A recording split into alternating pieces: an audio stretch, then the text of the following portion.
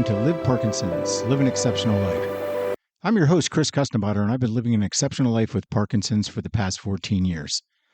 The mission of this podcast is to help as many people living with Parkinson's as possible live a great quality of life. Now, today's topic is Parkinson's versus dementia, my personal journey living with both and caring for my mom. Now, before we get started, I have a brief disclosure, and that is I am not a medical professional. The experiences and information shared in this episode are based on my own personal experiences living with Parkinson's and being involved in the care for my mom who has dementia. Definitions and information are from research, experts in the field of Parkinson's and dementia, and are based on validated science. Please consult your healthcare provider for specific questions or issues relating to Parkinson's and dementia. Now, for 14 years, tremors, stiffness, and balance problems have been my morning greeting. But for 18 years, I've watched my mom disappear piece by piece. Join me as I navigate the world of Parkinson's and dementia as a patient and a son. This episode is designed to be educational and informative, but is done through the lens of the story of my personal journey living with Parkinson's and helping to care for my mom living with dementia. I'll share struggles, challenges, funny stories, successes, and ultimately hope to help you live with hope and determination so you're able to live a great quality of life. My hope is that you can learn from my story and apply it to helping improve your life or the life of someone you care for. I want you to understand that you're not alone if your life is impacted by these two devastating diseases. There is help, resources, and support available to you. Now, here's how the podcast will be laid out. First, I'll spend some time discussing both conditions, Parkinson's and dementia, and my personal experience with both, including some common misconceptions with both diseases.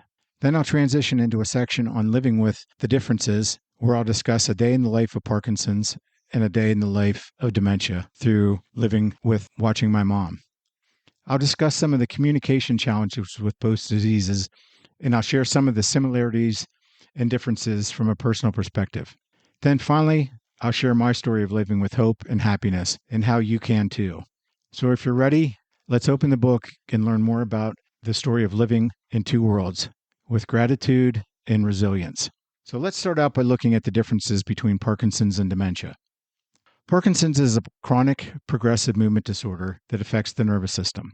Symptoms of Parkinson's disease include tremors, stiffness, which is a feeling of rigidity in the arms, legs, and trunk, slowness of movement, also known as bradykinesia, poor balance or coordination, and speech difficulties. Now, having Parkinson's for the past 14 years, I can say that I experience all these on a daily basis. I typically struggle with tremors, stiffness, especially in the morning, waking up out of bed, slowness of movement, have difficulty a lot during the day, and poor balance and coordination, and then speech difficulties as well. My speech starts to get soft towards the end of the day. Non-motor symptoms include sleep issues, constipation, depression, and anxiety. Pain and fatigue are also key non-motor symptoms. And again, I've had to have both sleep issues, some depression and anxiety, and pain and fatigue. So let's look at some sobering statistics for Parkinson's. Nearly 1 million people in the U.S. are living with Parkinson's, according to the Parkinson's Foundation. That number is expected to grow to 1.2 million by 2030. Global estimates suggest that over 10 million people worldwide are living with PD.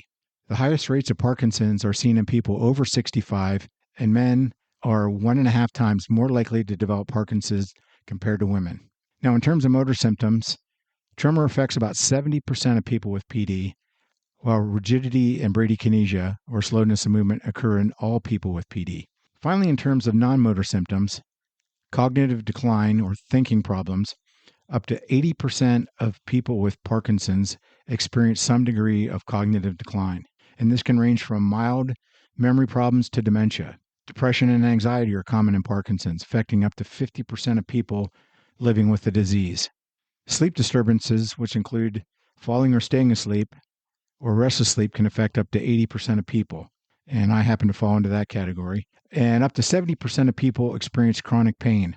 Now, these are pretty sobering statistics. So, what are some of the common causes of Parkinson's? Well, the exact cause of Parkinson's remains unknown, but researchers believe it's a combination of factors: genetics, Having a close relative with Parkinson's increases your risk, although most cases are not hereditary. Environmental factors. Exposure to certain toxins may increase the risk of developing PD. These include herbicides and pesticides and industrial chemicals. Lewy bodies, which are abnormal protein clumps that develop in brain cells of people with Parkinson's, their exact role is unclear, but they are likely involved in the degeneration of nerve cells. And then finally, inflammation. An ongoing inflammation in the brain may contribute to the damage caused by PD. All right, now let's look at dementia, what it is and the different types of dementia people may experience. When we hear someone has dementia, what does that really mean? First of all, dementia is not a single disease, but rather an umbrella term used to describe a group of symptoms that affect a person's cognitive abilities. These abilities include memory, difficulty remembering recent events, conversations, or names. My mom struggles with those on a daily basis. Thinking, problems with reasoning, judgment, and decision-making. Unfortunately, for my mom, who's lived with dementia for 18 years, these are severely lacking, and she has difficulty with all those and needs help to be able to do those specific tasks. Language, challenges with speaking, understanding, or reading or writing. Problem solving, difficulty planning, organizing, and completing tasks. Now, behavior changes in mood, personality, and social interactions are often affected. The severity of dementia symptoms can vary greatly, depending on the underlying causes and the stages of progression. So, how do you diagnose dementia? When someone is diagnosed with dementia, it means that their cognitive decline has become severe enough to interfere with their daily life and activities. This decline is typically greater than what would be expected from a normal aging person, because often we say to ourselves, well, I'm 60 years old. I seem like I forget things all the time. And a lot of times you might hear the doctor or a friend say, well, that's just a normal part of aging. I have the same issues. Now, the diagnosis for dementia usually involves several steps. First, they'll do a medical history review, and the doctor is going to review the patient's medical history, medications, and family history. Is there a history of dementia in the family? Because that could be an indicator that the person may be experiencing the same disease. Second, they conduct a cognitive assessment, which involves a series of tests to assess memory, thinking, language, and other cognitive abilities. Now, I remember going to the doctor, visits with my mom and dad, and they gave my mom groups of words to remember. And it's been a long time, but if I recall correctly, they gave her 10 words and then repeated them 3 times. Then they asked her to recite the words.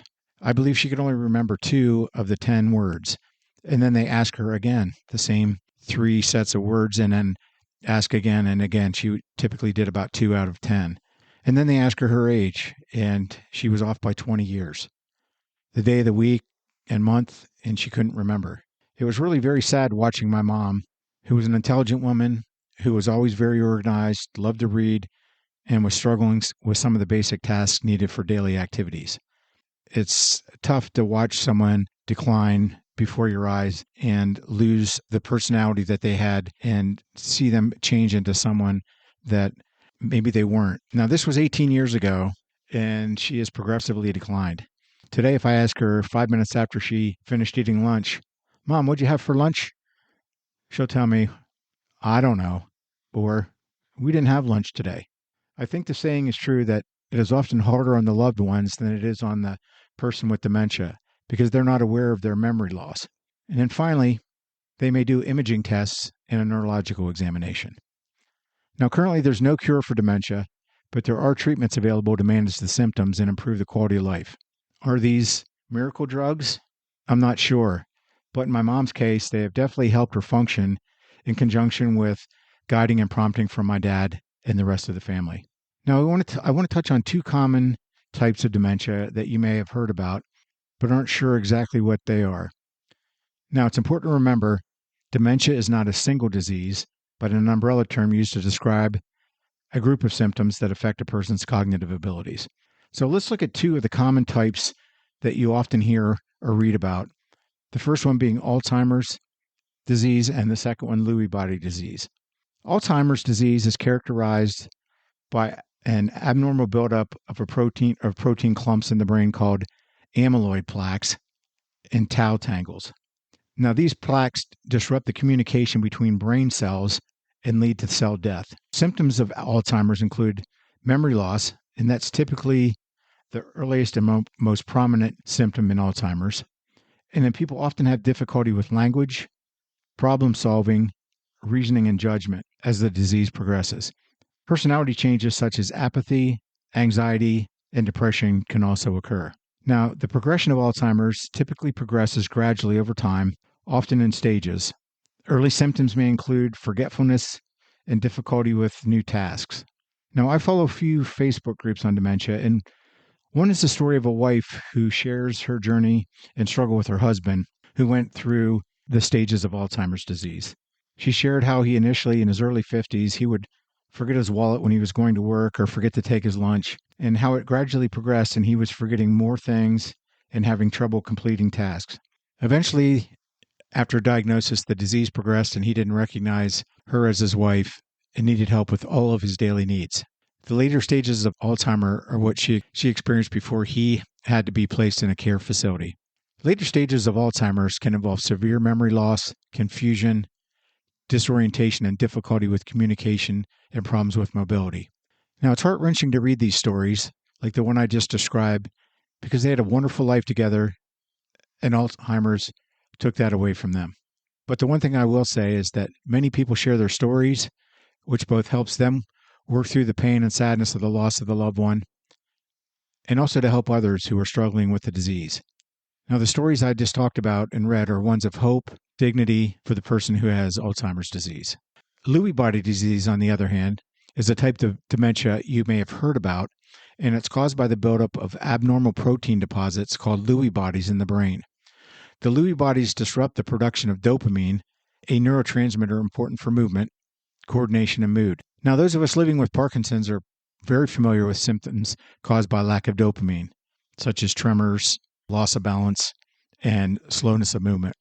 Symptoms of Lewy body disease can include fluctuations in alertness and cognition, visual hallucinations, Parkinson's-like movement problems with tremors, rigidity, slowness of movement, sleep disturbances with vivid dreams or acting out dreams, and problems with thinking and reasoning.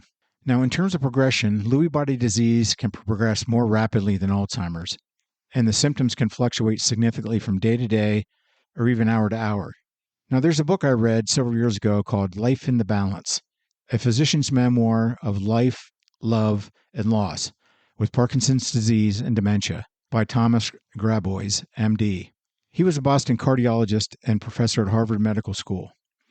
In his book, Dr. Grabois shares his experiences after being diagnosed with Parkinson's disease and later Lewy body disease. The book shares his account of his journey, offering hope and inspiration for others facing similar struggles. I would highly recommend it for people with Parkinson's and or Lewy body disease. And one part of his story that really struck me is being a cardiologist, he had great reasoning, thinking, and judgment skills. And he described after having Lewy body disease, going into a convenience store and buying a coffee. And when he went to pay, he handed the person the money and then had to hold his hand out to get change because he wasn't sure how to either to pay for or get change from the clerk behind the desk. It was very sad to see how someone could have such a drastic decline in their cognitive function. All right, now that we have a good understanding of Parkinson's and dementia and how they're related and how they're different, I want to switch gears and discuss living with the differences by comparing a day in my life with Parkinson's and a day in my mom's life with dementia, to hopefully share not only the challenges and struggles that we both go through, but also the hope and gratitude that can be achieved. Now, let me start with a day in the life of Parkinson's where I'll share a fairly common day or maybe add some things from other days in order to give you a flavor for what it's like living with Parkinson's. Now, please keep in mind, every life has a story, and each story will be different. So each person living with Parkinson's may have a different story than mine. Some may have similarities, but I wanted to share my story just to to give you a flavor of what it's like with a day living with Parkinson's. So here's my story. It's 2 a.m. and my eyes pop open and I'm wide awake. I think to myself, I can't get up yet. I've only been in bed 3 to 4 hours. I can't go in 3 hours sleep. I'll be exhausted by the afternoon. So I put my earphones in that are connected to my iPhone that sits quietly next to the bed, and I pull up my music playlist on my phone. And let's say today's musical selection is Oh Dark 30. I have a list of softer, lighter sounds because, as you can imagine, trying to fall asleep to Van Halen or AC/DC can be very difficult. So I close my eyes, and if I'm lucky, I mean really lucky, I'll grab a few winks of sleep. Hopefully it's 3 a.m., but oftentimes I look over and it's 2:30 or 2:45 a.m. So I slide out of bed like a walrus sliding into the pool, and I quietly grab my clothes and try to steady myself. And I stand there for a moment and I make sure I have my balance before I put my feet into gear. Because my 2 adopted boxer dogs sleep at the end of the bed on the floor in their dog beds. And I don't think they want a big oaf falling on them in the middle of the night. So once I have my balance, I tiptoe out of the bedroom with the grace of an intoxicated person, banging into the walls, trying to do it as quietly as possible. I slowly make up my way upstairs and I get the day started. I shut the door and I start by taking my cocktail of 7 Parkinson's pills to get the body fired up and functioning, and to help alleviate the tremor and stiffness that I experience overnight. After washing my pills down, I spend 10 minutes doing some stretching exercises to help improve my flexibility, then an additional 10 minutes working on my balance. I feel more nimble and balanced. I'm ready to take on the world. So I turn on the little 5-pot coffee maker and get the decaf brewing. I mean, I'm shaking enough without adding fuel to the fire with lots of caffeine. So decaf it is. I spend several minutes writing in my gratitude journal, listing 3 things I'm grateful for. And that really helps me start the day off on a positive note. Then I fire up the computer, and now it's about 3:30 a.m., and I spend the next 3 hours preparing for and editing this podcast, writing articles for the liveparkinsons.com website, and preparing for and editing YouTube videos for the Live Parkinson's Live an Exceptional Life YouTube channel. And all these are designed to help you have a great quality of life based on some of the experiences that I've had and some of the experiences and things that I've learned from others. Now, after doing the YouTube channel and the website and the podcast, I also try to create free resources that you can get on the website by entering your email. Hint, hint, wink, wink. I would like to be able to send you helpful information and resources, as well as learn what's important for you and how I can help solve some of your issues. Now, I also write a monthly newsletter that's free to subscribe. If you go onto the website and just enter your information, I'll send you the free monthly newsletter that's packed full of information ranging from spotlight topic of the month. Then also, I typically talk about what's new in clinical research, any clinical studies that are going on. And I also provide information on new webinars from the Michael J. Fox Foundation, Davis Finney Foundation, Parkinson's Foundation, Brian Grant Foundation, a host of the national foundations, and then some of the new podcasts that are out, any new articles that I've written, as well as new YouTube videos. So it's a great way to keep up to date on what's new in Parkinson's and Parkinson's research. So if you have the opportunity, please visit my website, liveparkinsons.com, and enter your email address, and I'll be happy to send the monthly newsletter. All right, now the sun's starting to rise, and it's time to get moving. I sneak down the steps, I feed the dogs, and my wife, Mary, and I take them for a walk. And then when we get back, it's off to the fitness center to take a group fitness class, swim, or do some individual strength training or balance exercises. Before I leave for the fitness center, it's time for my second dose of medication. Now, while exercise is very important, there are days when my balance or my walking is poor, so I have to adjust the time, type, and duration of my workouts. After the gym, I head home to take care of the dogs and complete my household tasks, which take twice as long as they used to because both the slowness of movement and stiffness, but also sometimes I have memory problems and forget what I was supposed to do, and I have to run around looking for my list to figure out what it was that I was supposed to do. So doing simple things like unloading the dishwasher can be an adventure. When you have tremors, for some reason, glasses don't like to be banged together when you're trying to put them up in the cupboard. And because my hand's shaking and one glass is shaking and dancing itself into to the next, I have to be careful that I'm not breaking glasses. Then, of course, there's the making of notes for phone calls to insurance companies or making a list of things to do. Maybe it's grocery list or other things that I'm supposed to get done. Now, this always is a chore because first, my handwriting has become smaller and many times illegible. Now, it's pretty bad when you can't read your own handwriting, but I typically have those days where I think, what does this even say? Everything for me in my life is a list. If I don't write it down, I won't remember to do it. My wife is always saying, did you get the stuff out of the freezer for tomorrow's dinner like I asked you to? Oops, I forgot. Or did you make that call and make that appointment? I'm thinking to myself, nope, forgot to do that, but I just say it. It's on my list, just checking things off one at a time. Now, if I don't write it down or do the task right away when I'm asked, I'll forget to do it. One day she said, can you set something out of the refrigerator? I'll be home in just a little bit. I said, sure. And as soon as I hung up, I started doing something else. And I thought, about 3 minutes before she walked in the door, I thought, oh my gosh, I forgot to set that out. Luckily, I remembered at the last minute and set it out and looked like a superstar for being able to remember that I was supposed to do that. And then lunchtime rolls around and it's time for the next dose of meds. And that's going to help keep me functioning going into the afternoon. Right after lunch or sometime right before, I usually lay down for a 20 to 30 minute power nap. And this is going to help me make it through the rest of the day. So since I've been up at 2, I've been up almost 12 hours. I'll lay down, and if all goes well, I'll nod off for what feels like hours. And I wake up, and it's 15 to 20 minutes later. So I leap to my feet like a contestant being called on The Price is Right. And I run down. No, actually, I get out of bed slowly, stand up and get my balance, and then I walk gracefully across the floor. Now, here's where my friend Mr. Parkinson's like to show up in mid-afternoon. I've learned that if something needs to be done of any importance, I better do it in the morning when I have the energy and my cognitive skills are at their best. Because when Mr. Parkinson's rings the doorbell and pays a visit around 3 to 4 p.m., I'm exhausted and I'll often either doze off with head bobs or have a lot of difficulty concentrating.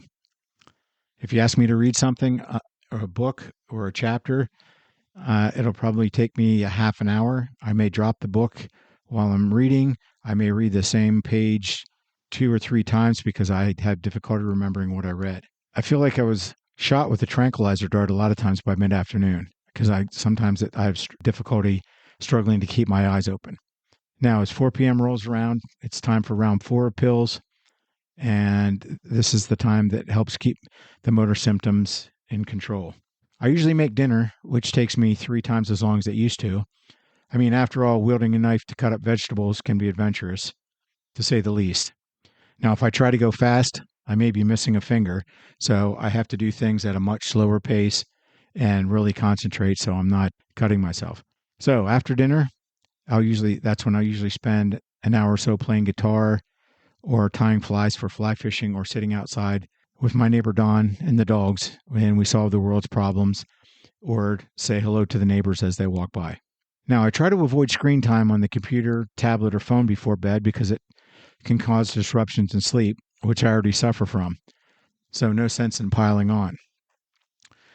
Now, as a bedtime snack, it's my 5th round of pills and off to nighty-night time, which I'm ready for because I'm falling asleep on the couch and my wife is saying, go to bed, you're falling asleep. So I take several extended release medications and that helps me only need to take medications 5 times throughout the day, if that's any benefit. But so does a day in my life sound similar to yours?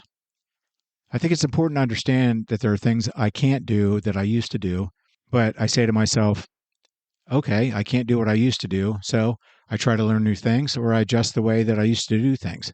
I would challenge you to step out of your comfort zone and do the things on your bucket list or the things you've always wanted to do, but were afraid to do. Face your fear and learn new things or visit places you've always wanted to go. Hopefully my story will give you a good picture of what it's like living with Parkinson's. But it's a story of hope and resilience because after 14 years, I still feel fortunate to be able to do the things that I want to do and interact with my family and continue to do the social activities that I enjoy. Now, before I move on to discussing a day in the life of dementia, I wanted to share with you an offer from Audible.com. Now, if you're not aware of Audible.com, they're your one-stop resource for audiobooks and podcasts. They have thousands of titles for audiobooks and podcasts, as well as Audible.com originals from your favorite celebrities. Audible.com is offering listeners a free audiobook and a free 30-day trial to Audible.com. Two of the books I've read and highly recommended on Audible.com are Davis Finney's The Happiness of Pursuit, and also check out their podcast called The Parkinson's Podcast. And the second book is No Time Like the Future by Michael J. Fox. The audiobook is yours to keep, even if at the end of the free 30-day trial you decide not to become an Audible.com member. Now, for complete transparency, and because I believe in open honesty and communication, if you decide to sign up for the free audiobook and free 30-day trial, Audible.com pays me a small commission, which I use to support this podcast. If you're interested in signing up for the free 30-day trial and getting your free audiobook, visit www.audible.com/exceptionallife.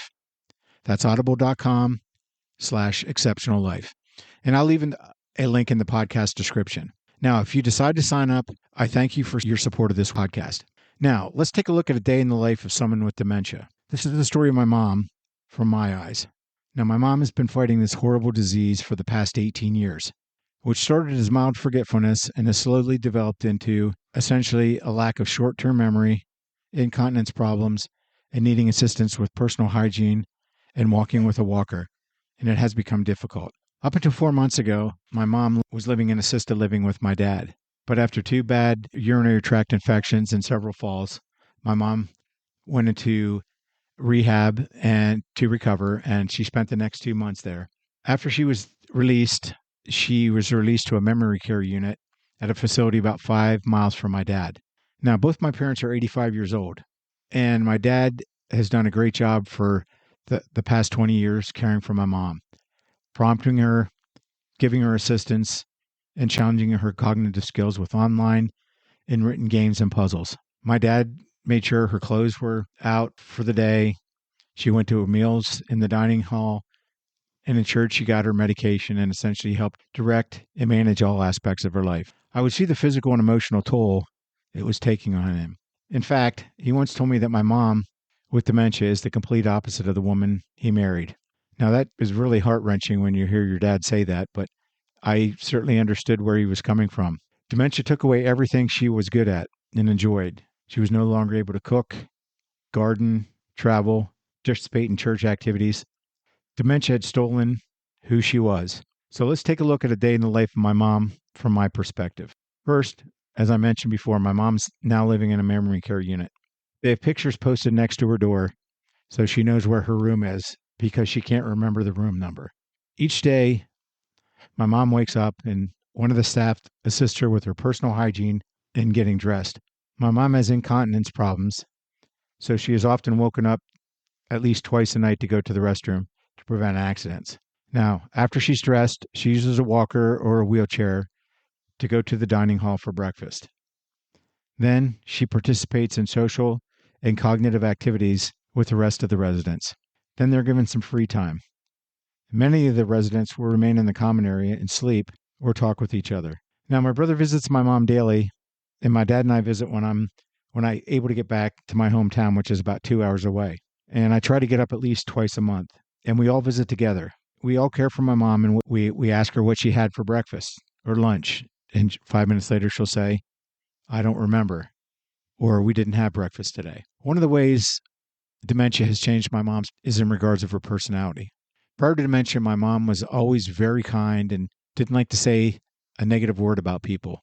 Now, she's good at making sarcastic, or in my view, funny comebacks. For example, the other day when I was visiting with my brother, she was teasing and said to my brother, "He's so big, if he fell down, they'd need a crane to lift him up." Or she'll say to my dad, "I'm going to take you to the cleaners for everything you have." And we joke with her because we know it's the dementia talking. In the past year, we are noticing that she may be forgetting her family names, especially the grandkids. Although now she will tell people my brother and I are her sons, and then we'll ask her what our names are, and Sometimes she remembers and does a pretty good job at it, but other times you can tell she really has to think about it or need prompting. Now, her long-term memory is great. She can remember things from high school. It's amazing how she can't remember what she had for lunch 5 minutes ago, but she can remember events 50, 60, 70 years ago. One of the things we talk to the staff about is telling her that they're going to do something rather than asking her. So they may say, instead of saying, "Do you have to go to the bathroom?" they say, "Come on, we're going to go to the bathroom," because otherwise she'll always say no. Not to be mean, but it's just apathy. If you ask her to do something, she'll say, "No, that's okay." But if you say, "Come on, we're going to go do this social activity," okay. For example, I was up there last week and they had square dancers come in and she says, "I don't like square dancing." And we said, "Mom, let's sit and watch the square dancers." And she said, "Okay." And so if she's prompted, she'll do it, but otherwise she's very apathetic. And that's one of the things that's been very frustrating in terms of living with dementia. One of the things that really breaks my heart is my parents have been married 64 years and they've been together this whole time, except for the last 4 months. Since my mom's been in memory care, every time we go to visit, especially when we first arrive, they'll say, or we're going to be doing this activity, and she'll say, "No, they're taking me home," or "My husband's taking me back to live with him." And knowing that she's unable to do that, it just really crushes your soul because she just looks so lonely and isolated. And then also at the end of our visits, she'll oftentimes, we're sitting there, and if there's 3 or 4 of us and we say, "Okay, we're leaving now, we'll be back to see you tomorrow or the next day," she says, "Well, I want to go," or "Why can't I go? You guys are always leaving me here by myself." And it just reaches in and grabs your heart, and it just makes you feel so bad because tears well up in her eyes. Dementia is such a devastating disease that it's completely changed my mom, and it's sad. It's really taken her life piece by piece. My mom was always the type of person that loved or loves to be with her family, and family was the most important thing. And she also got us involved in activities when we were growing up and came to all our activities. She loved to garden. She loved to read and do crossword puzzles. And she loved to go to events with her friends. And dementia has taken all that away. And it's a disease that I don't wish on anybody. But as we conclude this session on dementia and her journey through my eyes and my journey living with Parkinson's, there is some hope and resilience to be taken from both of these devastating diseases. And one is that it tends to bring the families together and to support each other. And you have caregivers, but a lot of time you have family and friends that are always willing to help and be a part of the solution to keep the person with either dementia or Parkinson's active in their community. And then secondly, it gives you hope and resilience to see how someone like my mom has been able to fight dementia for 18 years until it's finally getting to the point where it's really taking a toll on her quality of life. So there is hope, there is support, and the key is to utilize your family, utilize your friends, and then utilize resources that are available, which I'll share in the podcast description. Utilize those resources to help you with feelings of anger or denial or a sense of loss, because both of these diseases can cause people to feel a great sense of loss. I hope that you will remain hopeful that they'll come up with new treatments, new therapies to help people with both Parkinson's and dementia live a great quality of life. The key is not to give in, but to push and fight and challenge and do everything you possibly can to either live a great quality of life yourself or to help the person with Parkinson's or dementia lead a great quality of life. Help them stay active and prevent social isolation, because that's going to be devastating to the person living with the disease. Well, folks, that's a wrap on this episode of Parkinson's versus dementia, my journey living with both and caring for my mom. It's been a journey navigating these two conditions, and I hope by sharing my experiences, I've shed some light on the differences and challenges, but also on the resilience and strength we can find in ourselves and our loved ones. Now, here are some actions you can take to help yourself or your loved ones. Number one is seek information and support. If you or someone you know is facing Parkinson's, dementia, or both, remember you're not alone. There are incredible resources available. In the show notes, I've included links to organizations like the Parkinson's Foundation and the Alzheimer's Association. They offer a wealth of information on support groups and even research achievements that may be helpful. Number two, share and connect.